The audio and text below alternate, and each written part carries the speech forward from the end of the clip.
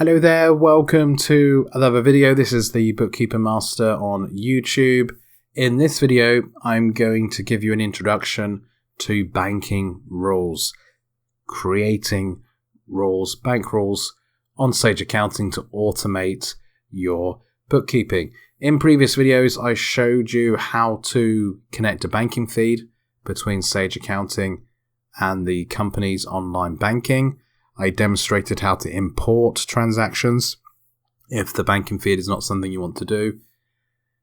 And in the previous video, I showed you how to allocate transactions from the bank feed using match, create, transfer. If any of that is foreign to you, please go back and watch those videos. Okay, so in this video, I want to demonstrate banking rules. So we need to go to the banking module, and you'll see that I have a bank account here with 16 transactions.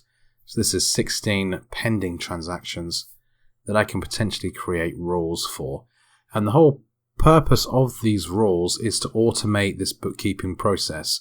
So as transactions are auto-fed into Sage, either through an import or through a banking feed, Sage then knows what to do with these transactions and post them to the financial accounts. So let me give you an example. There is a transaction here with Shell, XXX Shell, 2507.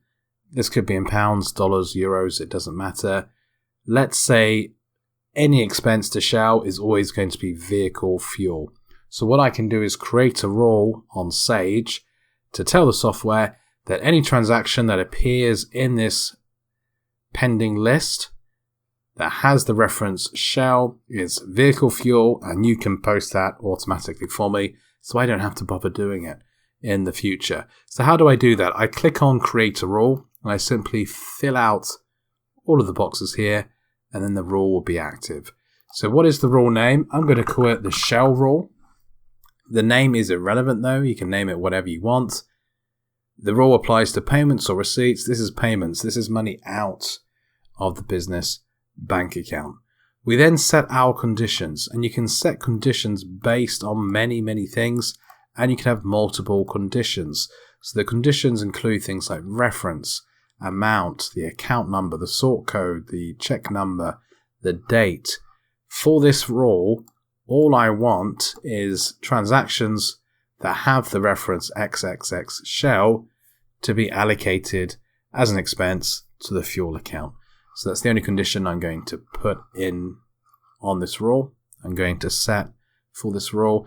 And then down here, this is what I'm going to tell Sage to do with transactions that meet this condition. They are going to be other payments.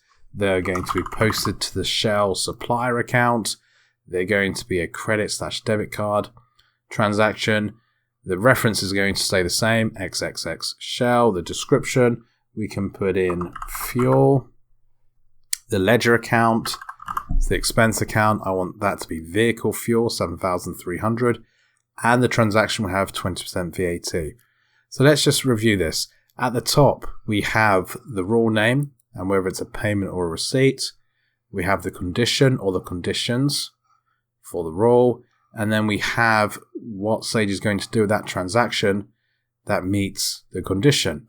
And in this case, it's going to be posted to vehicle fuel with 20% VAT to the Shell supplier account. So if I now click save, that rule is going to be active, and any transactions that feed through the banking feed moving forward that meet those conditions will be posted automatically.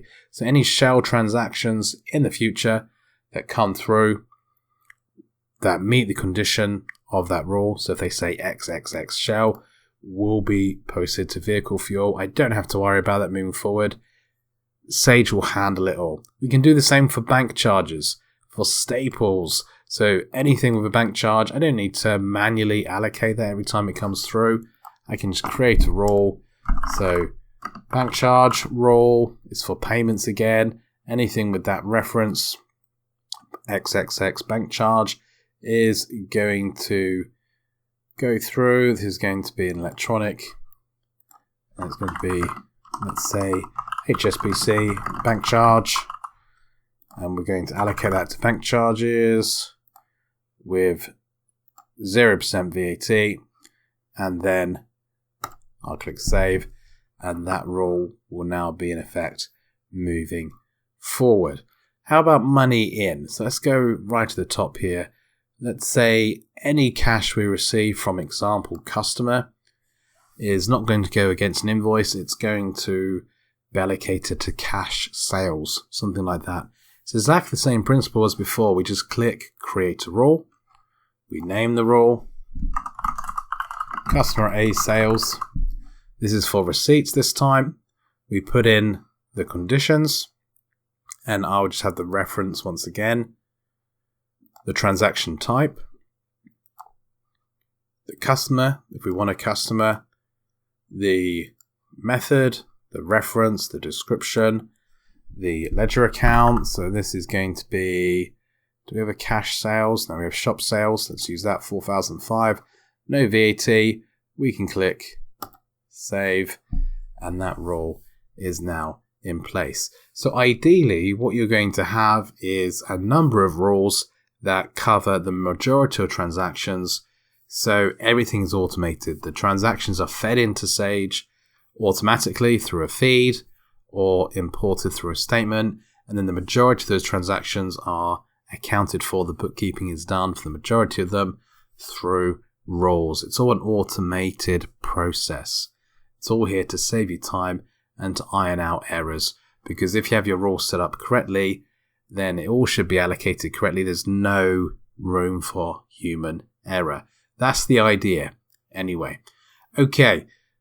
What happens if we need to modify some rules, delete rules, etc.? Well, at the top here, we have rules management. If I click on that, I can see all the rules that I've set up.